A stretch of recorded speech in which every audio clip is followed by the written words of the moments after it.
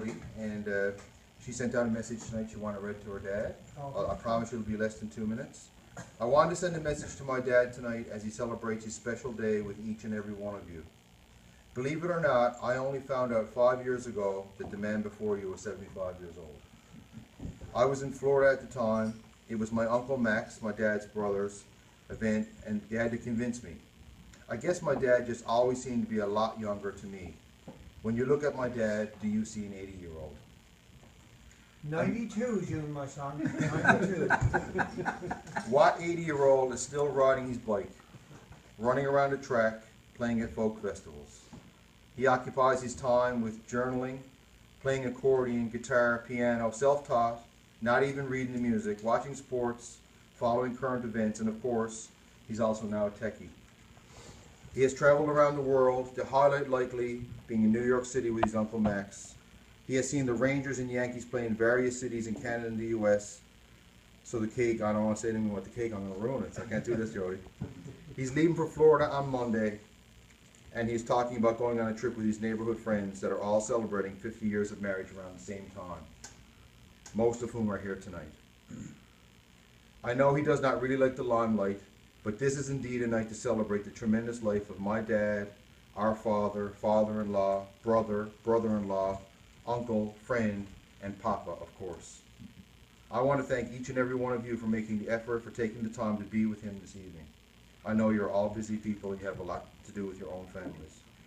I know from speaking to my dad this week that it means a lot that he heard that a lot of you are coming tonight. Thank you to Juan for hosting this event. Juan, what can I say? Another reason to celebrate life. I know for sure that there will be a day that they will be reading about this night, and God knows, in one of Dad's journals. I will have a glass in my hand with minimal ice and a nice strong drink of dark rum and a magnifying glass. I love you, Dad, with all of my heart. Please, at this time, raise a glass to my dad.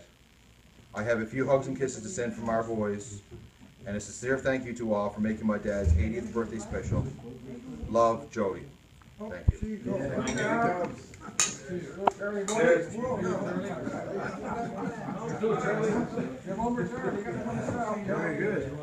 While I got all your attention, this is Charlie's brother. This is Charlie's brother's son, Tommy, and we both drove out from St. John's tonight. And Tommy's got a few words from Charlie's brother, Max. Yeah.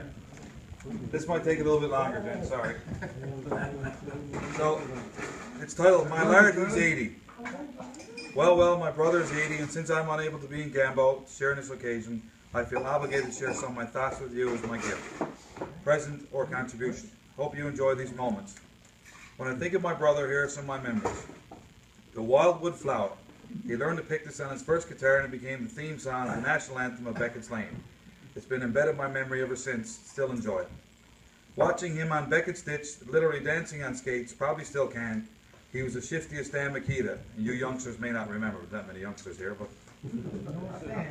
taking his photo at 6 a.m., picking marshberries and old Perlican, he had a secret pair of goggles, night goggles, Meeting him at Whitburn near Christmas time, he would come from Gambo on the bus.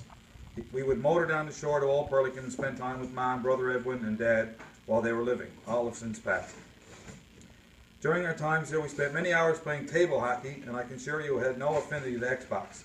I still marvel at how my brother could pass and manipulate his player to fire the puck in the net, backhand nonetheless. Some friends would visit, we would hold a draft and let the games begin. How could I forget? His absolute devotion, passion, addiction, and fanatical reverence to the Yankees and the Rangers. No. If only the Rangers could beat the fucking Canadians. These are my sentiments too. I remember he and I returning from blueberry picking. Our berries were all taken care of by a local merchant with his pickup truck. Walking was taking quite a while. Our local Dr. Wilkinson had a swimming pool near his house. My brother and I decided to cool off and venture into the water. My memory tells me I was heading to the diving board to dive in. I looked around and saw my brother flailing his arms trying to tread water. He had gone into deeper water and was essentially drowning. I jumped from the board and pulled him to safety. Fortunately, mouth-to-mouth was not necessary. He and I, faithful New York Yankee fans, we decided that one day we would visit the old Yankee Stadium to see our favorite team. We booked our flight for early September 2008 Labor Day, and our wives were absolutely positive they would never see us again. It was a few days like no others will ever forget. Junior went for a walk early one morning and confidentially was propositioned by one of the ladies of the morning. Not a word from anyone. Filipino. Yeah. Our oldest brother Calvin passed away June 5th, 2009. We were both very close to him. He was living in Montreal at the time of our trip. Junior and I decided we would surprise him with a visit. That visit will be remembered in perpetually for its happiness and for its sadness. I still have a photo of the three of us sitting on the veranda. There are tears in my eyes now as I remember hugging him. Uncle Calvin was a nice man. As we were leaving, knowing the likelihood we would never see him alive again. And sadly that was the case. And then I told Dad I didn't want to read this yet. I remember being best man at his wedding. I remember when Juan and Jody were born, how blessed he felt. Now he's a proud pop to Chloe, Luke, Patrick, and Jack. I especially share with him the agonizing interminable wait for Juan's heart transplant. And we all know about that. Pause and think about that. We understand, doesn't cut it. I remember attending his retirement dinner likely 25 years ago. I had a few words to say. The message I attempted to convey was that retirement meant slowing down. At the time, to smell the roses and relax. He missed that message. I still remember the hanging banner that said, "What are you going to do in September, Charlie?" That reminds me when he and I attended Parade Street College. We were walking along together and his friend, likely Harvey Abbott, caught up to us and said, "How are you, Charlie?"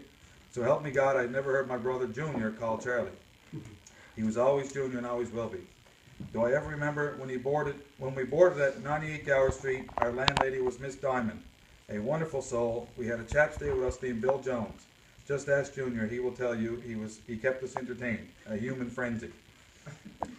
I remember the winter of 1959. Junior and I were at home in Old Burlington for Christmas. We were socked in with snow. I mean mountains of snow. Roads were blocked and no cars or buses could navigate. University was due to open in early January. What to do? At the time, Junior was 24 and I was 19. We decided to get the train from Carbonear. Now, Carbonear was 30 miles away. We would walk.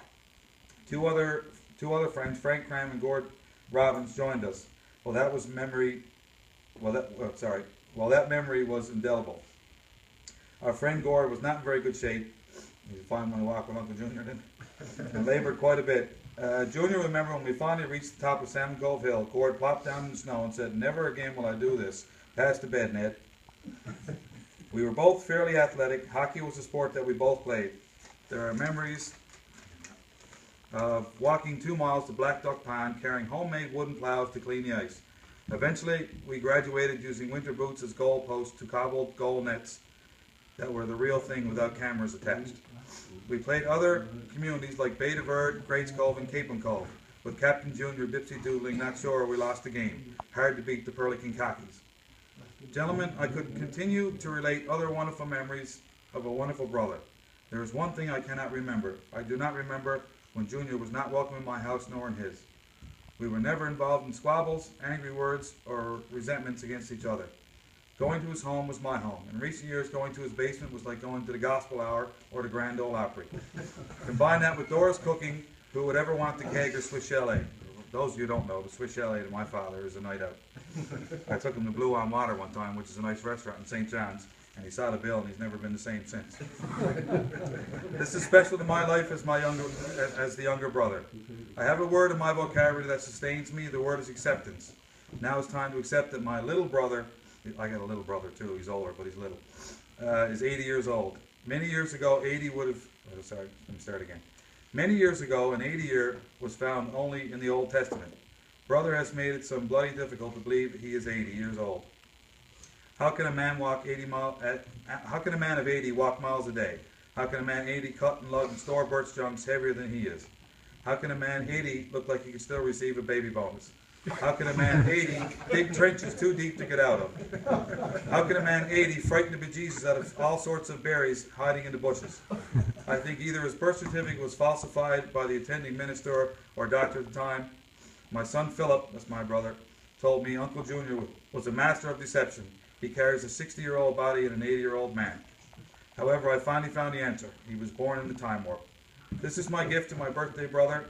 A brother who has brought me happiness through difficult times, especially during the past year or so. a brother who I respect and love, a brother who will be welcomed February 23rd. He's going down to visit my dad in Florida. Happy birthday, Junior, or Charlie if you wish. What are you going to do after 80, brother? Good job.